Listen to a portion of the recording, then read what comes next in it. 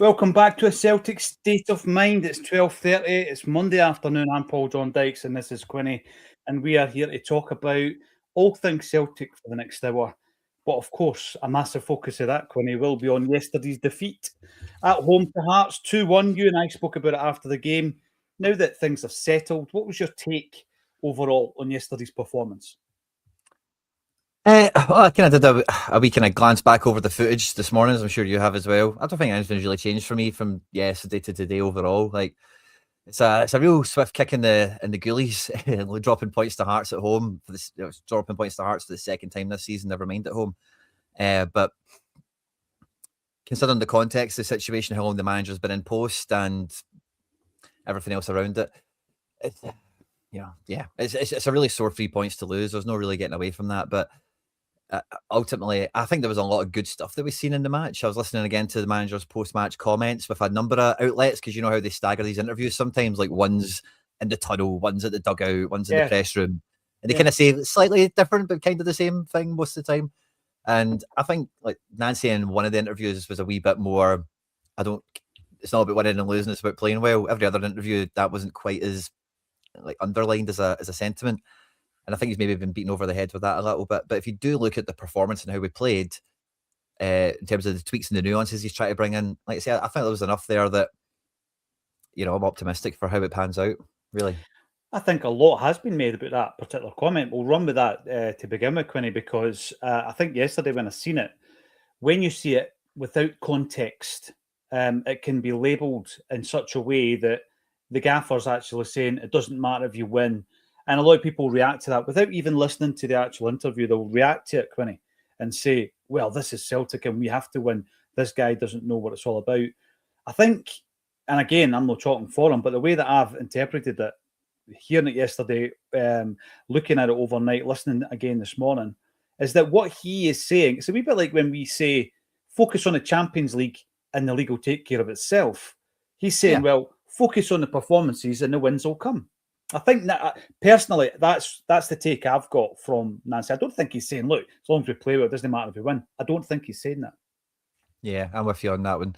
And I think when you listen to Tierney's post-match comments as well, that's a bit more on note. Tierney, first off the bat, he's like, losing at home does not happen. It's unacceptable. We've not done good enough today. And, it really does underline. I thought Tierney was the best player on the pitch yesterday, to be honest with you. I thought he did a great shift.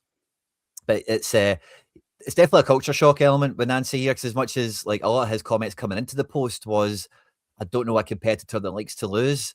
And we all know that. Everyone that's ever been to Glasgow says that when they show up, like, obviously he's want to win every game, as if it's like, duh, but he'll be feeling already the difference in what that means here. And I think the players play a big part in making sure that the balance is found in all of that between focus on performances, results should follow. It's a train of thought. It's a way of operating. Celtic fans as a whole want the club to operate, process driven rather than outcome driven. So it's one of those ones. If you want to go that way, you kind of need to live that life. And I think the players being a bit more grounded, or not grounded, but a bit more, they get the fabric of what we're talking about here. McGregor's and Tierney's, Forrest, etc. will come into this, Ralston's and whatnot. Then I'm quite hopeful that those comments don't become what people would meme them to be about.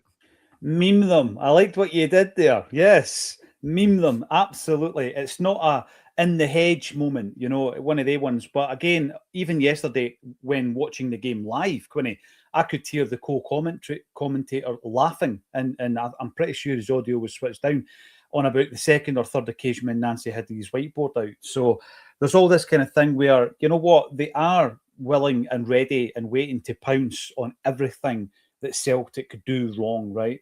And this is maybe part of the frustration. I'm not going to labour it because we've spoken about fan media.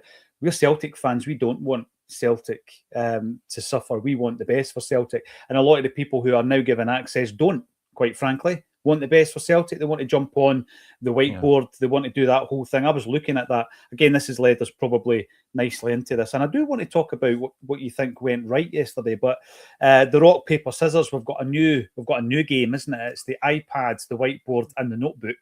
And I'm not sure who's going to win out of that. I'm not sure if someone will have a quiet word in his ear and go, this will probably not fly. This isn't going to land. Or if he's just going to be bold and stick with it. Are we dinosaurs, Quinny? Are we looking too much into this?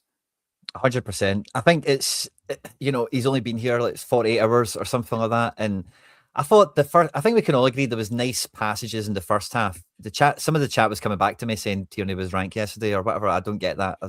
Feel free to educate me on that. I didn't see Tierney being poor yesterday. Tierney's pass in his first 10 minutes. I watched again today. That was a defence splitting pass. And if Maeda's on it, he scores. And we're 1-0 up. The entire game's different. I agree with you. I think in watching the game back, Tierney was the standout for me. Yeah. And I think, those nice passages that we had in the first half, you can tell he's maybe just about had enough time to get plan A up and running. This is how we're going to tweak it. These were the nuances. In the first half, you could kind of see everyone was on the same page, knew what the difference was, and were trying to work it together. Like they were learning on the job, no two ways about it. But as the second half kind of wore on, that kind of get a bit more disjointed with some changes. And if he's only just about had enough time to get plan A off the ground, he's had no time to talk about plan B. So when he brings off Negren for Kenny and he's putting 2 strikers up, you can see the whiteboard and you can see what he's done. There's like 3 guys on the left and there's 2 strikers and you can see how he's done it.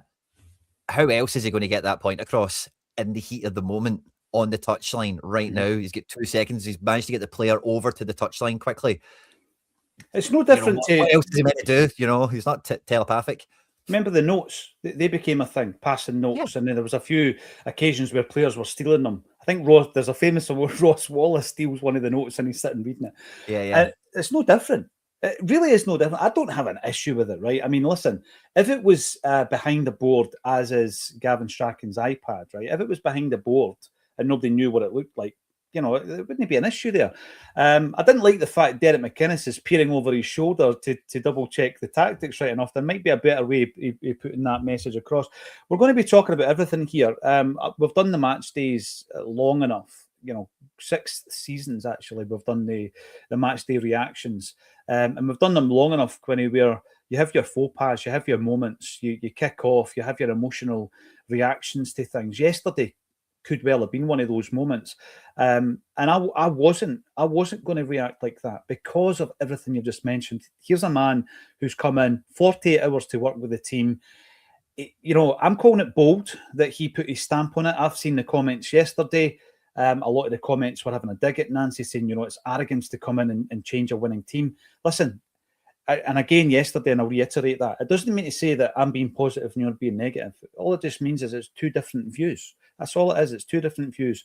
And we won't know until the end of the season how this is going to work out. It's just one of the things. We can only speak about what we've seen. So let's talk about some of the decisions that Nancy made. First one, reverting to the 3 at the back. Now, we spoke about playing 3 at the back a number of times under Martin O'Neill. We spoke about it when Brendan Rodgers was in charge. My issue yesterday was kind of twofold. The first one was this. We've got a situation where Trusty and Scales have forged a really good partnership together, playing quite close together, right, as your 2 centre-backs. There was some concerns, I know, when that happened. When Carter Vickers got injured, there were some concerns that Trusty's playing on his wrong side. The example I used yesterday was Carol Starfelt played his whole Celtic career on the wrong side. However, defensively, but the thing is, Quinny, I honestly think, and you've coached as well as played, I don't think your defensive side, in terms of tackling, etc., it matters too much what your strong leg is. I really don't. I think once it comes to controlling the ball and passing the ball, it's slightly different. So when you're defending, I think you're fine. You're absolutely fine. And under O'Neill, that was one of the highest points. That's one of the best points of O'Neill's tenure for me, was this partnership with Scales and Trusty. So I think that in changing the shape of the defence, I'm a wee bit worried that partnership's, I'm not going to say it's going to fragment, but certainly Trusty yesterday, I looked at him and I thought he was much wider a lot of the times than he would have been if he was playing centrally, just alongside Scalesy. So that worried me a wee bit. And it also worried me that we're trying it with 3 left-footers. We're trying, like, all 3 guys at the back are left-footers, Tierney, Scales and Trusty. Is that a concern? Is that a situation where someone at the club has to say to Nancy, look, I get what you're trying to do here, but we don't have a right-footed centre-back to play this system?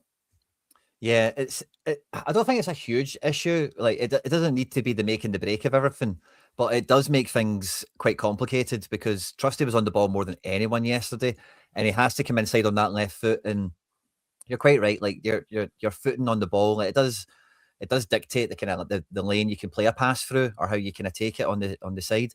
And when you kind of couple that in with how Engels and McGregor were kind of featuring in defence, I think my breakdown video that I recorded this morning will be like an hour or something. It was so much stuff to go through.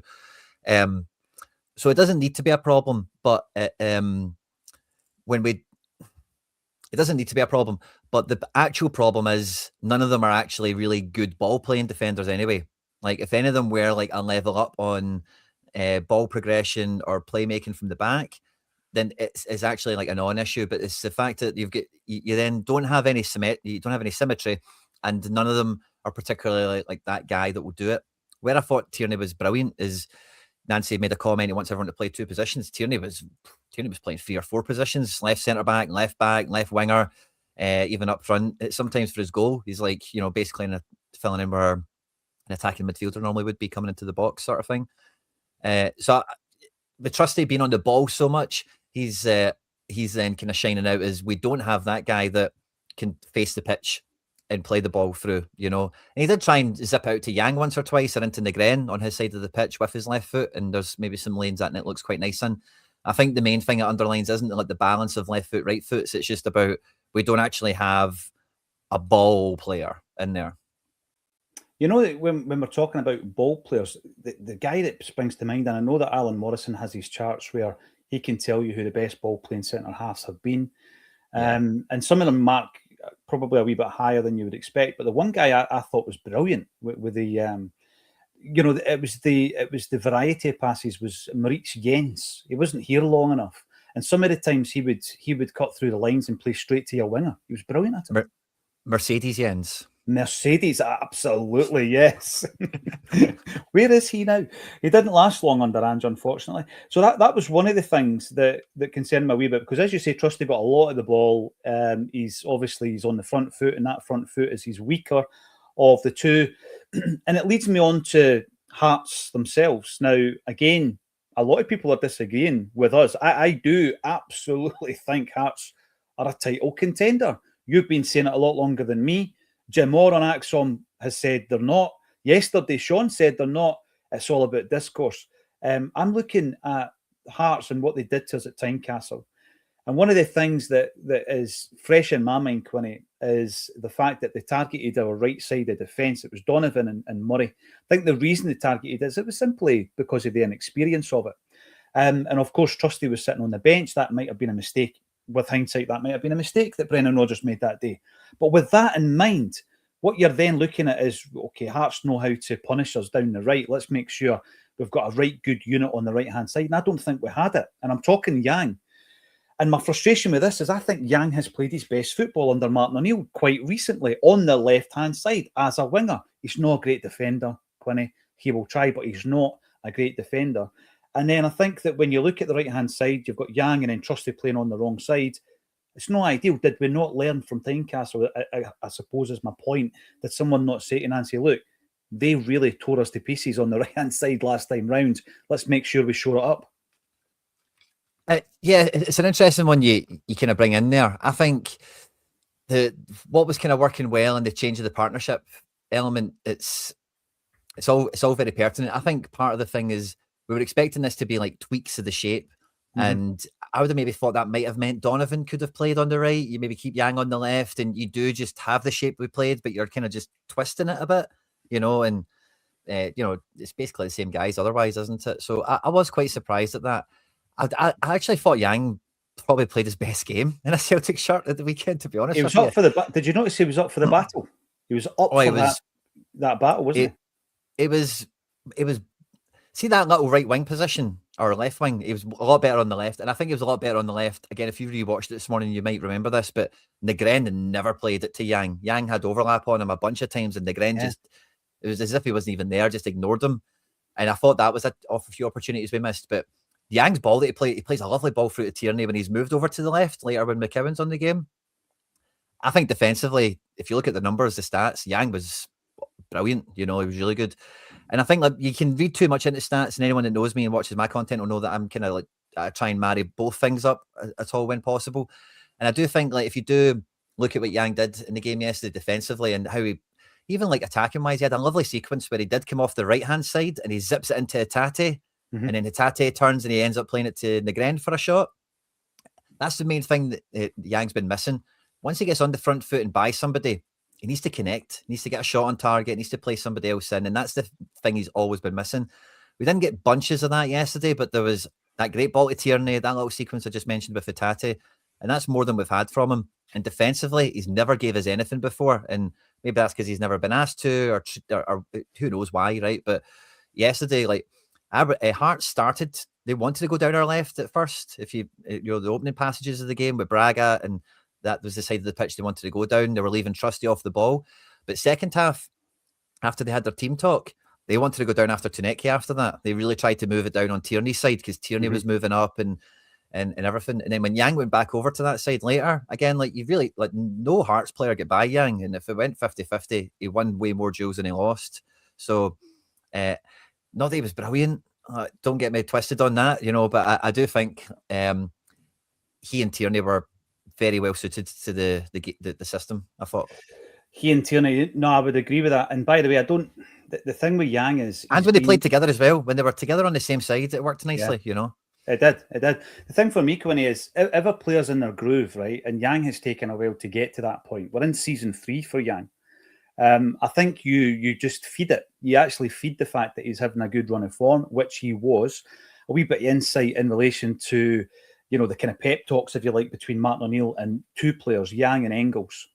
And a big part of the Yang pep talk was you if you want to play in the wing for Celtic, you need to defend.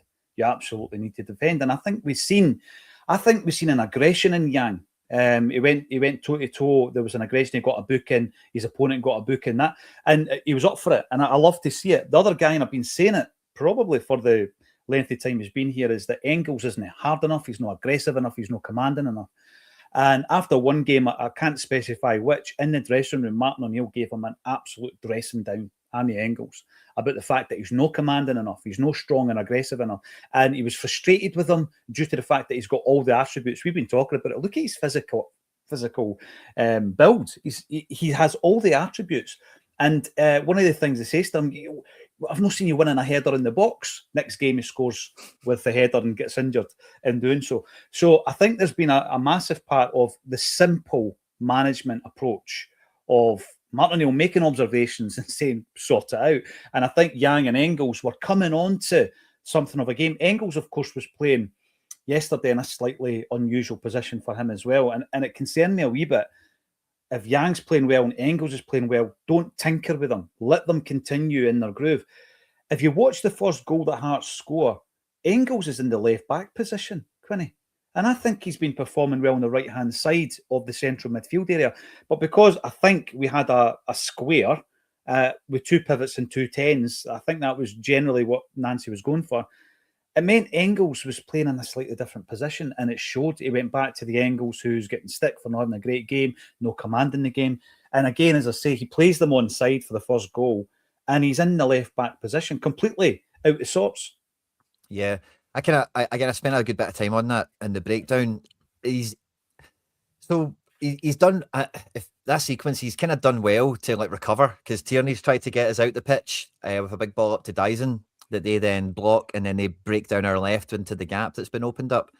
And Engels does well to stop the ball going into the box, and the ball just moves far too quick. It does move quite quickly and then slow down a wee minute, and he ends up playing the guy on side, obviously. But I agree with you that I think, see if you think about the small tweaks and the changes, having Engels on the left and McGregor on the right was just, it felt like to me in the maybe for the first hour or so, Engels and Rio have never been on the left-hand side of the pitch together. We normally play a 3. If Engels has played really well on the left, but he's normally got McKibben on the right. And if Rio's playing, he's always on the left. It doesn't matter who's in the team. And it felt like at times they were in each other's way, or like it was almost like a few sequences in the game where Celtic players couldn't believe how many options they had. And they're like, who the hell am I meant to, who'd that, I could pass to you, I could pass to you. And they kind of all got lost in it. But with Engels being on the left and McGregor being on the right, you feel like the manager wants them passing into the pitch. If you think about the right foot, left foot thing we were chatting about before. And I get the principle of that. Engels has played well on the left before, but I think when you see it in reality, it's one of these things that on paper onto the pitch doesn't translate. I just think Engels and Hatate were just Hatate ended up getting so deep in the game, and you need that 10 to be really, really high. And I think that was a big part of it, that him and Engels were maybe just like really uncomfortable. Both being uncomfortable is maybe not the word, but it just felt like both of them were maybe just getting in each other's way on that left hand side. And so off the ball and build up, you often seen, if you think about the build up play, you would see even McGregor peeling to right back, and you would see Engels peeling to left back of a back five, and that's a kind of way of how we played out, with the other one then becoming the midfielder in the picture. You can imagine what I'm doing here with my fists. Just get the whiteboard out. Get the whiteboard out. Get the whiteboard out. Make sure it's no red, white, and blue though. Which is nice defending. It's quite clever how we've managed to get all that onto the pitch within a matter of days. But again, do you want Engels being that like auxiliary fullback, and then he plays folk on sides? It's that maybe it's not ideal or whatever. But I thought that was something when I was doing my review, that even if you started that game again, even with the same team, but you just did McGregor and Engels the other way around, it might have just been a bit more comfortable. Yeah, simple tweaks, Quinny. And again, it's why I'm not throwing the baby out with the bathwater here. I'm not kicking off about the fact that, listen, I hate getting beat. I absolutely hate getting beat. I hate getting beat when you've won the league and you lose a league game after you've won the league, Quinny. Never mind a game against Hearts, top of the table clash. I do need to question, if question is required, I do need to question the inclusion actually in the starting 11 of Nygren and Tuneke. And based on facts, just based on what we've been watching this season, Quinny, I would question whether or not it was a good idea to start these two guys right now. I know that the personnel was kind of driven by the change in shape. I get that side of it. But Nygren, for me, I think he started off pretty well when we signed him, but he's only started 3 games under Martin O'Neill. He only started 3, and he didn't start the last 5. So the last time he started the game was Midtjylland on the 6th of November. So you're looking at that thinking, right, so you're bringing him back in from the cold. There was a reason he was out. He obviously scores against Feyenoord as a sub, and it was a great goal. Tuneke, even less so, I think, deserved a start yesterday. Again, looked very, very exciting in his first 2 games, Quinny. He did.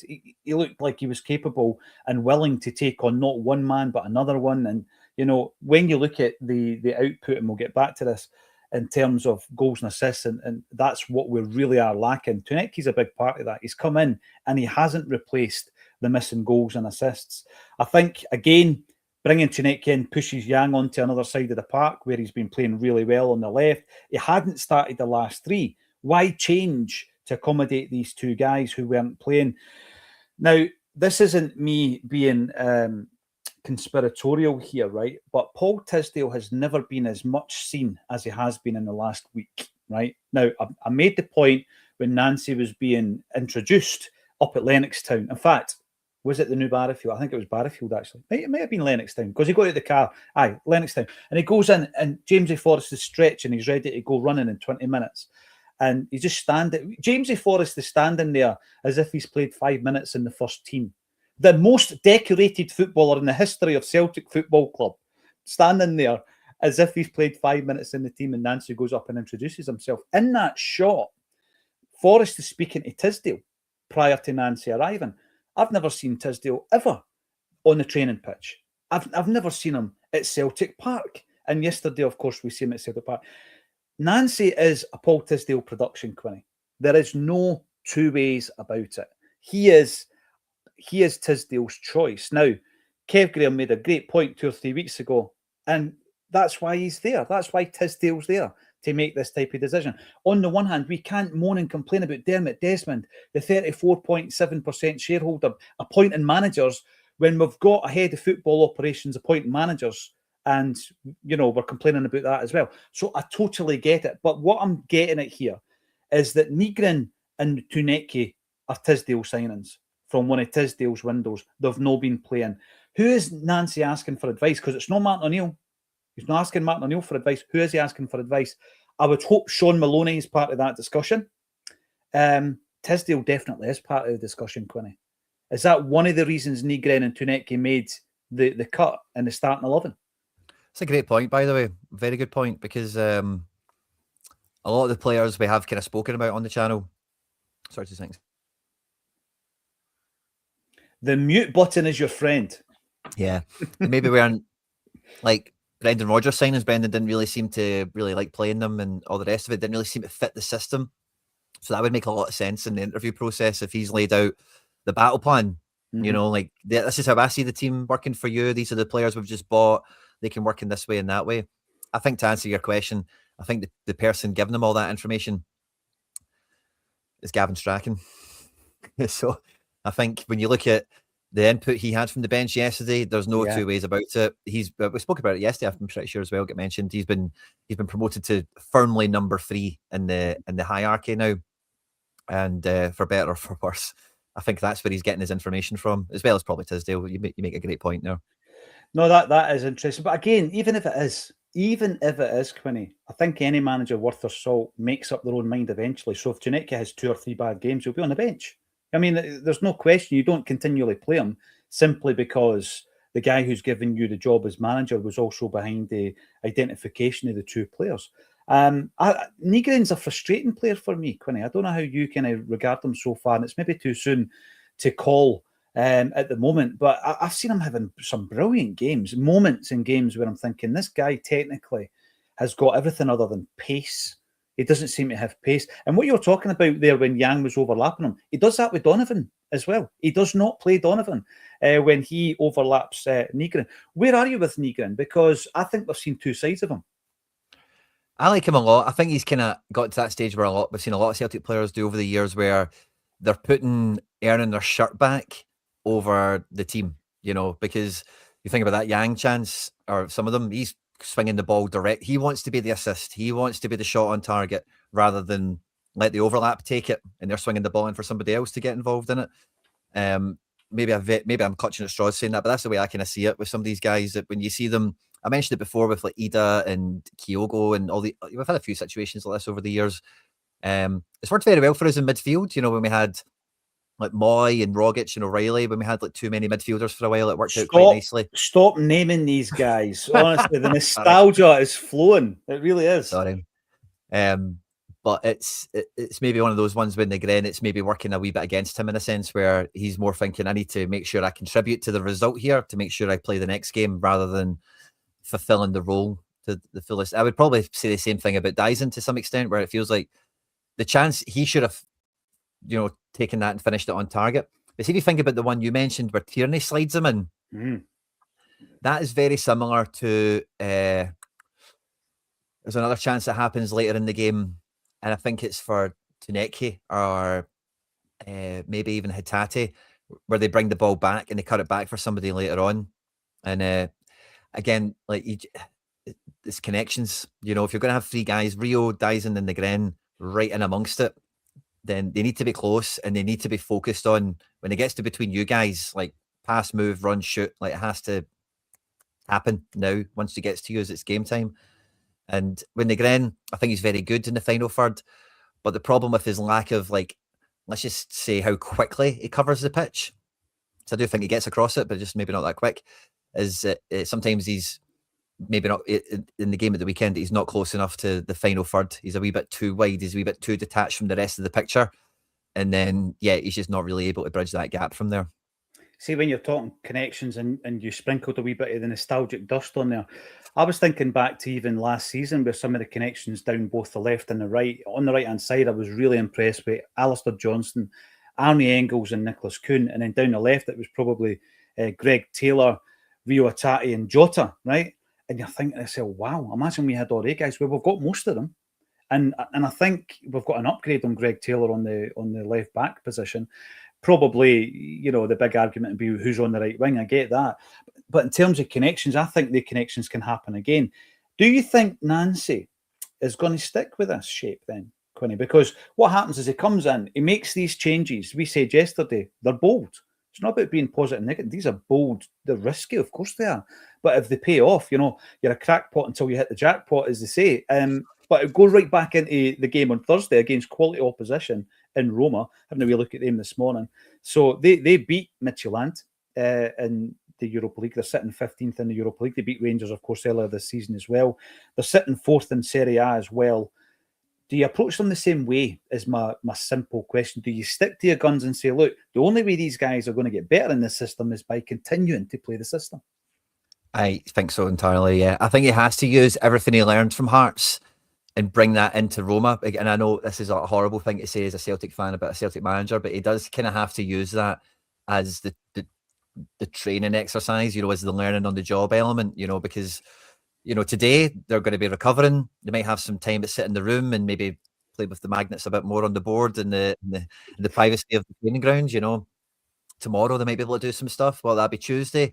Wednesday they'll have a bit of a pre-match thing, and then Thursday it's just like warm-up sessions before the game. So there's not too much. But what I think he has to do is like really take the learnings of what didn't work at the weekend.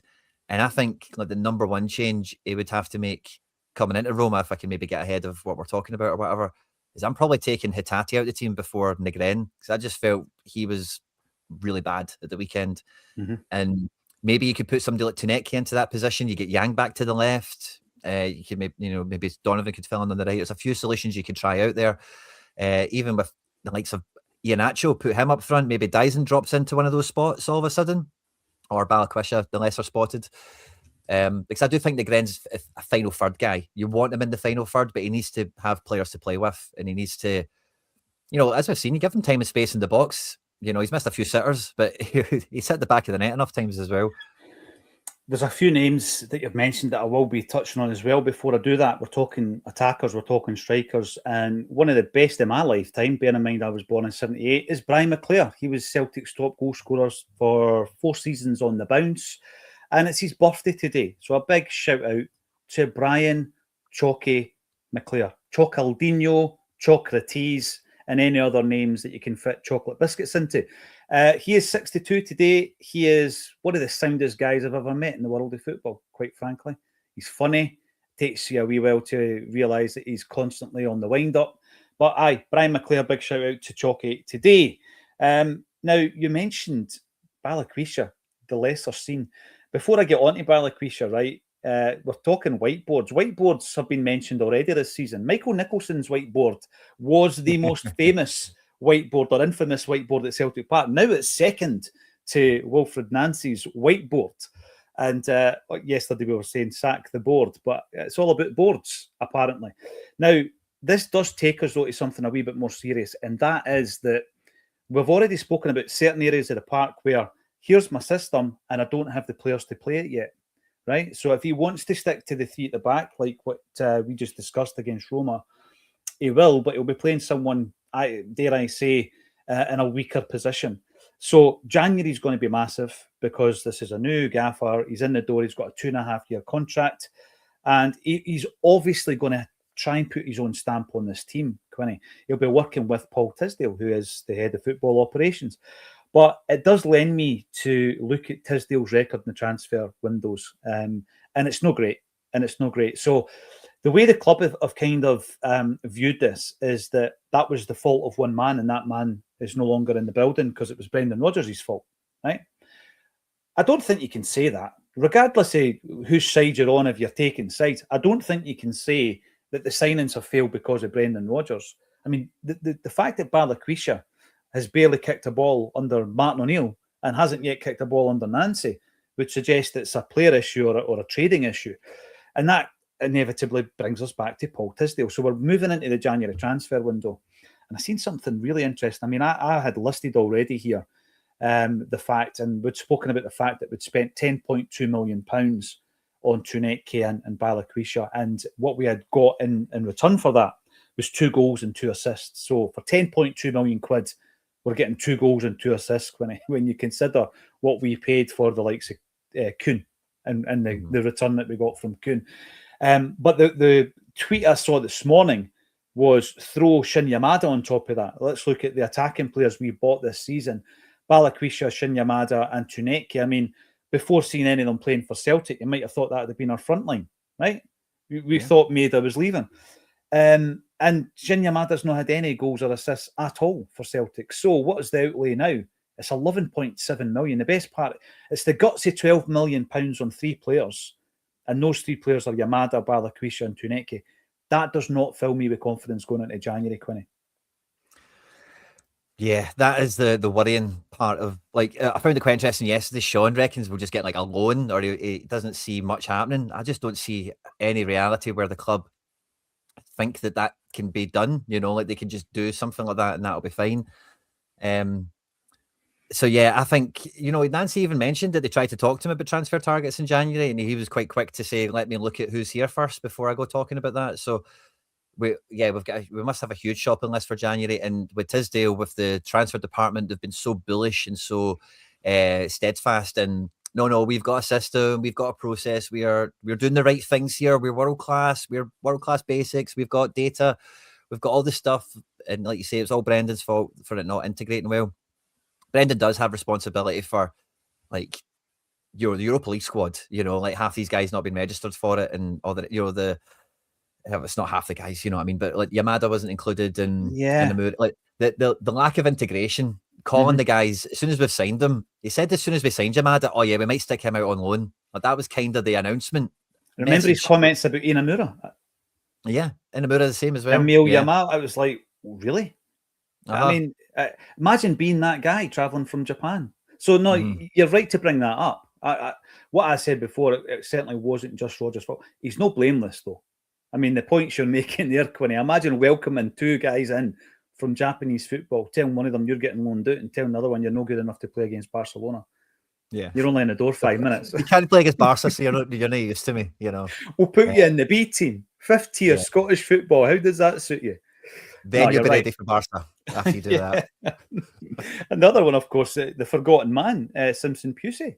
You know, he's in that category. Inamura, Brown Warrior brings Inamura. I mean, these guys were clearly identified by Paul Tisdale, the football doctor, right? I mean, we could, I guess we could speculate on what was a Brendan Rodgers signing, what was a club signing, etc. But when you're not getting picked for a Europa League squad or a Champions League squad, the gaffer doesn't rate you at that point, right? It doesn't rate you in his 20-odd man squad. So you would be quite confident in saying that was a club signing, i.e. that was a Paul Tisdale signing. It was one of the ones, and you know, I will hark back to it because it was an insight being in that meeting back in October. And that was one of the questions I asked Winnie, because it's a bugbear of mine. I think that the two big things that can be resolved pretty quickly, there's loads of other things that we talk about that we think could be better, but two things that could be resolved pretty quickly is communication and recruitment. And people might think recruitment's some kind of science, kind of, you know, hocus pocus. It's not really. You know, when it comes to data analysis, I answered a message in a YouTube comment this morning where they were going on about, oh, you know, Tony Bloom, you're putting him on a pedestal and Jamestown Analytics. We're not. I think what we're saying here is Jamestown Analytics is a system that's been devised by a company owned by Tony Bloom. Everybody knows that. But to license it, unless you're a club that Tony Bloom has an interest in, to license the system will cost you £1 million a season, right?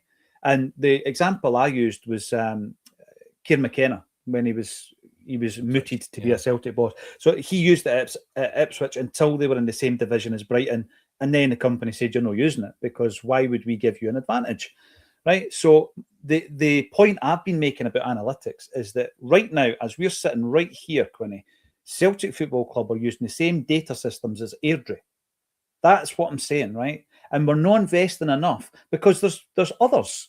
It's not just Jamestown. They don't have the monopoly within that field. There are other gold standard systems that you could go out and buy a license for, and we're not doing that.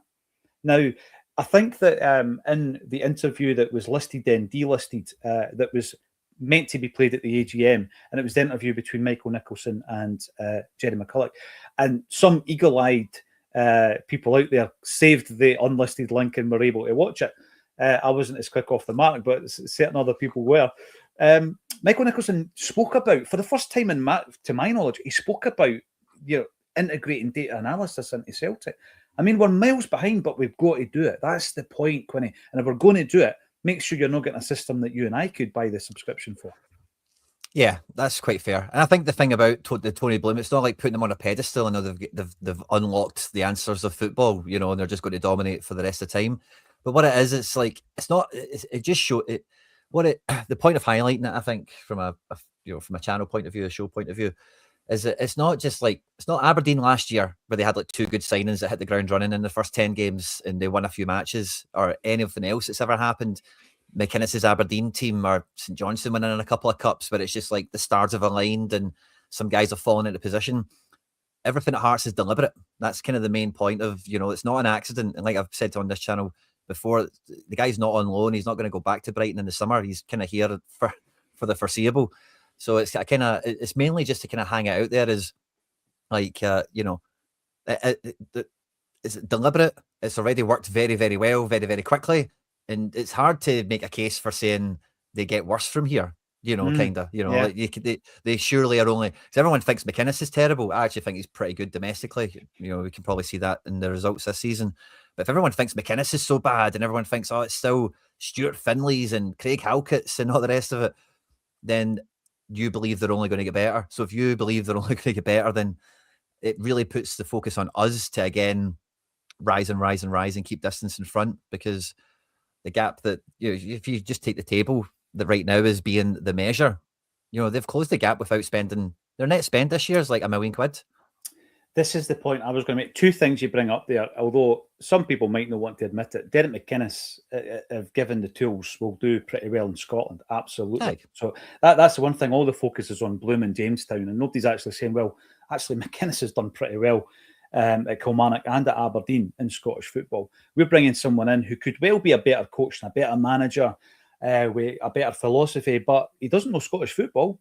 So it might take them a wee while to integrate into it. So that's the first point I think is very, very important, Quinny. They've got the right man who I think is probably embracing the new approach as much as anybody else. The other thing that you've got to remember is the guys they're bringing in, and sometimes free, they could flip them for £3, £4, £5 million. And before you know it, you've got a Hearts side who are actually making money through a transfer strategy, because that's something that we always base our success on.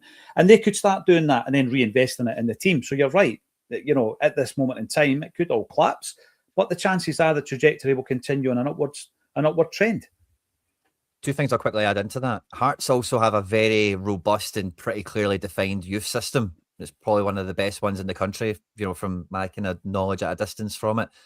And the second thing, you've kind of just opened up a wee memory there. Like, I followed the Premier League quite a lot, Man City especially. And if you remember when Man City first got the owners brought in, the first manager they actually appointed was Mark Hughes. And the first players that they went and bought was Gareth Barry and, Julian Lescott and all these types of guys that were like, and they did well. I think they won the FA Cup with Mark Hughes. Didn't win the league, obviously. But then that gave them like a springboard. So then after that, it's Roberto Mancini, and it's Aguero, and it's Balotelli, and it's Yaya Toure, and then after that, it's Pellegrini, and it's David Silva, and all the rest of it. It's a thing that compounds over time, because they see that now we start with the domestic guy that gets us fit and firing for the league, and then once that's ran its cycle, then can someone elevate this? Can someone take it up a gear? And that's just something that popped into my head as you were talking. Yeah, building blocks. Absolutely. It's the building blocks. Let me know what you think in the comments section. We bemoan the club's lack of communication, and we talk about a fans forum that we're going to continually talk about, because I think that we could get enough support for the fans forum at the football club so that people who don't know what it's all about and have never been can attend, should they desire to do so. But on a daily basis, we have a fans forum. We have, at this moment in time, 2,600 Celtic supporters in the main, live and ready to talk Celtic with us. So we're going to start off with Brian McCarville. By the way, there's another thing, Quinny. Because obviously we're doing this remotely, once we get into the studio, we might be able to take people directly. It could be live. It could get messy. Imagine that. But we could bring in people that we know initially, building blocks. We could bring in the likes of Paddy Lavery, who we know and trust. And I've just got to say, yesterday I received a Christmas card from Paddy and the Ardoyne boys. So thank you all over in Ardoyne. We will see you in 2026. I've got a wee message to send back to you, Paddy. We'll come to Ardoyne again this year, and we'll bring someone special along with us. Maeda and Hatate will leave in January. The reason I'm bringing this up, Brian, is because my big concern at the moment is January. It's not actually Nancy. I think Nancy will come good. Nancy will get used to the players will get used to him. People will start to click into his system. But January is my concern. And if you compound that by throwing in, Brian's saying Rio and Maeda leaving the football club. Potentially Yang as well. He was 1 foot out the door in the summer. That is a massive concern, because I'm a believer. If you look at the last right even back to Ange Postecoglou, where we actually sold more than 2 first-team players. We tend to sell 2 first-team players a season.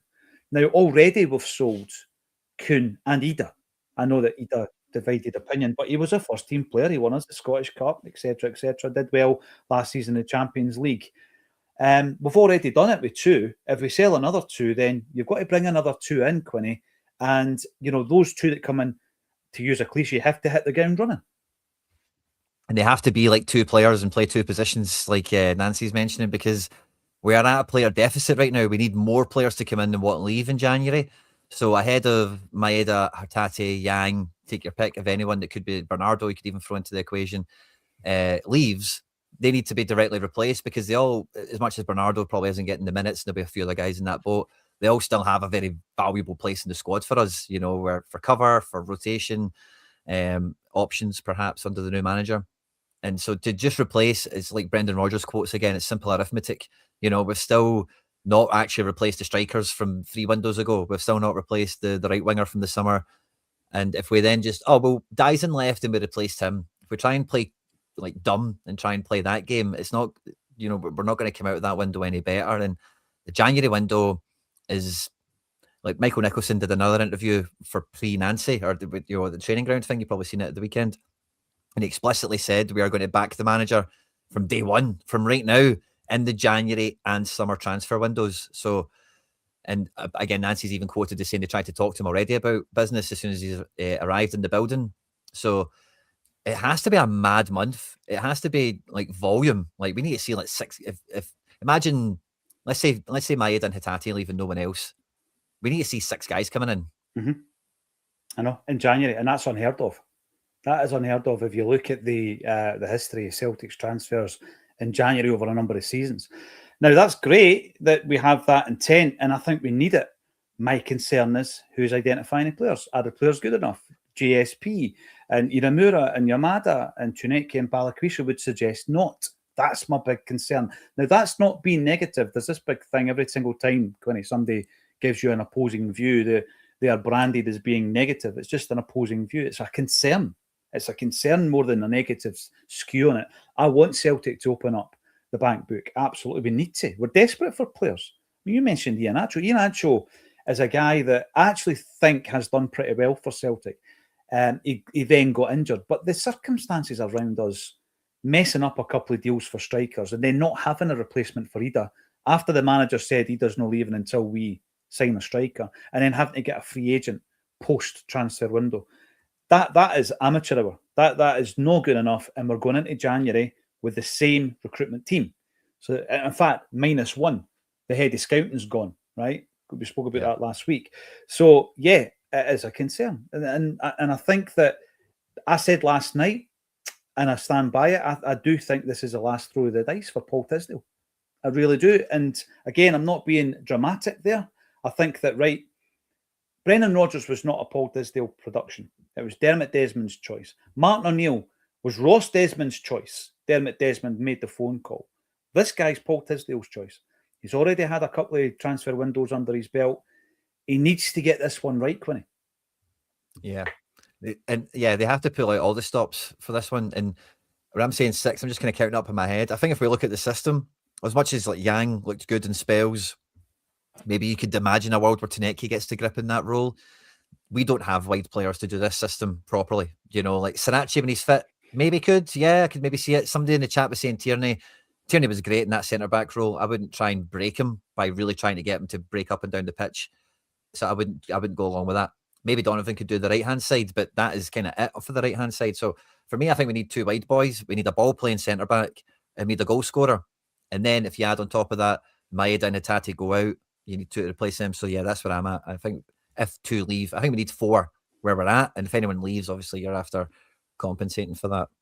And with Tisdale, he has to, ducks have to be lined up. I'm surprised we've not had a deal. And fair enough, we've changed managers, right? So maybe that stops it a bit.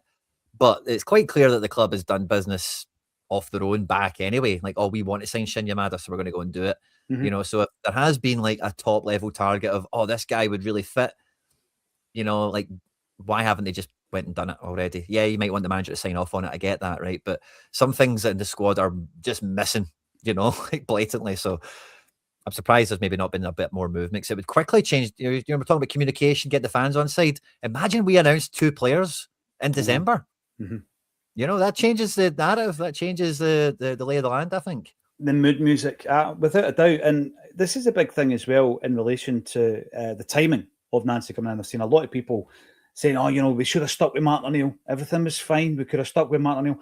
This is definitely a train of thought, Quinny. I can understand why. I love Martin O'Neill. The football wasn't great, but we were getting results. We were getting the results. We were grinding results out sometimes. And then you go into January. However, we're talking about short-termism there, aren't we? We really are. Another point someone made, which I think is really pertinent, is that when you look at that dugout now, where is the long-standing Celt who has been at Celtic, for decades? They're not there anymore. Now, we used to talk about this, jobs for the boys and all this kind of stuff. And John Kennedy was always criticised when things weren't going well, right? Although the players that were coached by him rated him really highly. And you go back to when Kennedy comes into the football club. He comes in when Ronnie Dyler's in charge, I think, right? I think that was his first time getting the promotion from the reserve team. And prior to Ronnie Dyler, of course, you had Neil Lennon in there, and Mialby was his, and Alan Thompson. So you had guys, and of course, the kit man John Clark was a mainstay. So you had that lifeblood of the club, that bloodline rather. Yeah, the fabric of the club was there. We don't have it at the moment. You're looking at that dugout, and correct me if I'm wrong, not one of them played for Celtic. And again, people say, look, this is modern football. You don't have to have played with a club. I get that. But the fabric of the club, actually saying this is what Celtic's all about. That's not in the dugout at the moment. Yeah. I think that was probably one of my main concerns from the weekend. And I said, again, it's no harm to the guy in any way, shape, or form. It's only in his capacity. From what I've seen as a fan and an outside observer into the team over years and now into the weekend, is like Gavin Strachan being that guy is just, it feels like it's the worst. It's the bad example of jobs for the boys, where it's someone underqualified, not at the level. And again, like, I don't know everything about what he does and doesn't do and what he has done. So maybe I'm talking out of school or whatever, but this is just how I see it. And I think you can see the look on his face at the weekend when the camera did go to the dugout. Like, before, whenever I've seen Strachan and stuff, he's like picking up the cones at training. He's having a wee joke with Kyogo and stuff like that, and maybe a wee bit of banter. And then you'd have like Kennedy, the other coach, Rogers, another coach, kind of hustling and bustling and doing all this stuff. And again, you're not at training, so what do we know about things? But it really does strike me that that's been a bad decision. Is he's been the legacy. The club needs club people. Make no mistake about it. Every club in world football has its own coaching staff in various departments and roles in the club, and you want as many of those people as is possible, as is practical, as ones that are like fit for the job, to be like in the know, like in the fabric of it, at every opportunity that's possible. But that's not every opportunity. That's just the ones that make sense. Like Sean Maloney as a pathway manager sounds brilliant right now from everything I've heard and seen, so on and so forth. I don't think there's any real issue for the most part of a lot of these ex-players being B team coaches, just considering where the B team is in the landscape of the world and stuff. It's not really any big shakes. And if any of them are really good coaches or something emerges from them, maybe you've got them in-house that can benefit you in some way. But yeah, so I do agree that you do need that club fabric type character in the building. But it's it looks like at the weekend, maybe things will change in a week or two or in due course, but Strachan being number 3 feels like he's above his station now. And when Nancy's turning to him at the bench and saying, I want to add some pace into the team, or I want to change things up, and who should I go to? He's the guy that's saying, bring Luke McCowan on, bring on Johnny Kenny. And again, one of the failings of the weekend, because he did a really bad goal from a corner, is he not the set piece guy? Is he not the laptop iPad man? He's been at Celtic. He's not just shown up with Nancy off the plane on Thursday, so surely, like, whoever's in charge of that knows what Hearts do at free kicks and corners by now, knows to mark Halkett and Finlay, and who was even scored, McEntee or whatever. So yeah, that was probably, in terms of like the coaching and the club side of things, that was probably my main negative from the weekend, is just seeing that man, we're really sticking with this guy for his name now. Like, you know, that's a frustration for me, because nepotism, if the person is phenomenal at the job, nobody questions it, of course. But then, you know, in a scenario where you look at the people who survived the cull, you know, the cull that started on that fateful Monday night, where the statement was made in relation to the departing manager Brendan Rodgers, and those who survived were Stevie Woods, Gavin Strachan, and Paul Tisdale. Now, I would take Woods out of the equation. We spoke about this yesterday. I don't think that he's a specialist. He's a specialist coach, and he's done pretty well with virtually every goalkeeper he's worked with, other than Barkas. But I don't think there was much hope for Barkas. Now, he didn't have a magic wand. The rest of them, you've got to question why they're still there. And the traditional kind of aspect of it, you know, the traditionalist in me, I'm now starting to wonder, when was the last time we faced something as small as this? You might think that we're picking holes here. You just wait until there's a rough patch and people start saying there's no identity in that. They don't know what Celtic's all about. I've heard that at other football clubs, Quinny, when there isn't a Celtic, you know, voice in that coaching team. That will become an issue if things don't go well, without a doubt. If you take Kennedy right back to when he takes over, he takes over after Neil Lennon and Tomo and Mialbi and John Clarkson there as well. And you keep working it back. You know, who was before Neil Lennon? It was Tony Mowbray. You had Peter Grant in there as part of the team. There is an ex-Celtic element, even if you then go right back to the likes of Wim Jansen. Danny McGrain was part of that coaching team. Danny McGrain was part of that, you know. John Barnes, you look at the John Barnes team. Murdo McLeod, part of Jansen's team. Barnes obviously had Dalglish, but Tommy Burns was part of that as well. And I do think it's important. I do. And I think we're going to revisit this conversation at some point this season, I think, Quinny. And it'll probably be because people in the comments are talking about it. Now, I do think the difference with us now, but like I mentioned before with Tierney's comments, I think we've got the players that maybe fill that void, like right now. That's a good point. If it is absent, because like your McGregor's, Forrest, Ralston's, Tierney's, I think they fill that void right now. But yeah, it's maybe one of those things that you don't want that to go on the shelf for too long. I don't suppose those guys are ever going to leave anytime soon, are they? And Nancy will get up to speed with things soon enough, I'm quite sure. But I think that's the difference between us and certainly like the blue side of town or anyone from down south you would think about in the same kind of context of what we're chatting about now, is we still have players that have got real fabric about them. That's a great point. And the ones that I would put into that category are Callum McGregor, James Forrest, Tony Ralston, Kieran Tierney at the moment. Others can join that kind of that group. I was just about to say McCowan has the fact he's a fan, but I think who was it that mentioned the other day? Maybe Kevin Graham mentioned it. The fact that he's acting like a leader, and the point was, well, he was a captain at Dundee, so I think McCowan's coming into that group without a doubt as well. Very, very good point indeed. Strachan says the cat beast. Strachan, the next temporary manager by Christmas. Come on now, come on. I think we all know the next temporary manager will be Sean Maloney. I think we all know that. You know what, though? And I think you said this yesterday. Because of the involvement of Sean Maloney in the Martin O'Neill spell, right? Imagine there is a scenario, and I'm not hoping it happens, where you do need somebody to step in. The reaction to Maloney is going to be completely different than it would have been had he not been part of the O'Neill tenure. Yeah. So, again, a lot of people were chatting about maybe it should have been Maloney or Fotheringham that was kept in place. I don't know what the conversations have been. Maloney said, I was at the press conference when they still allowed fan media to attend these things. Sean Maloney said, when this is done, I'm going back to player pathway. Like, he was quite clear on that, whether that was tactical at the time, you know, just to save any furore coming his way. Because imagine he turned around and said, I want the job. Like, it might have been a bit different, you know. So, but he was quite clear on that, and he has went back there, and I say by all accounts, he's doing a great job there. So, yeah, it's a funny one. Is there anyone out there that you would readily say, oh yeah, just bring that guy in, like a Peter Grant? I know maybe not necessarily him individually, but there's not that many jumping around that really smacks you as like, oh yeah, he's just retired and he's coaching, bring him in. So yeah, I think we might need to rely upon the players to fill that void until Forrest retires and becomes a new John Kennedy. Yeah, you're right. There's a few behind the scenes, and you know, Johnny, what's his name? Johnny Hayes. Sorry, Johnny. Yeah, Johnny Hayes. Yeah, is he Johnny Hayes, Stephen McManus, and Sean Maloney. But no, you're right. There's a balance to be struck, of course, between jobs for the boys and, you know, the identity of the club. Absolutely. I think it's a really interesting discussion point. But listen, before we went into the game, I was behind 100% behind disappointment.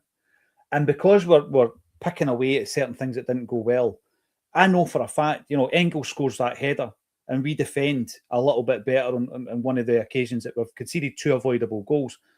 And the whole hue is different. We're sitting here going, you know, oh, he was bold, he tried this and he tried. So I totally get the margins here, Quinny, and that's why I'm not overreacting. I'm absolutely not overreacting. European football on Thursday night is going to be a completely different competition for him and a different challenge for him. And then he's right into a cup final. So no time to breathe, no time to catch your breath, Wilfred. This is Celtic. So I've enjoyed that. Thanks everybody for getting involved. It's an hour already and we're 2,800 strong on the live chat. If you haven't done so already, give us a thumbs up on the video, subscribe to the channel, and if you want a wee Christmas night out, come and see us at Gracie's. We're going to be with Paul Elliott. There's a blast from the past. What a player he was. Thanks everybody for getting involved. Thank you once again, Quinny, for joining me on A Celtic State of Mind.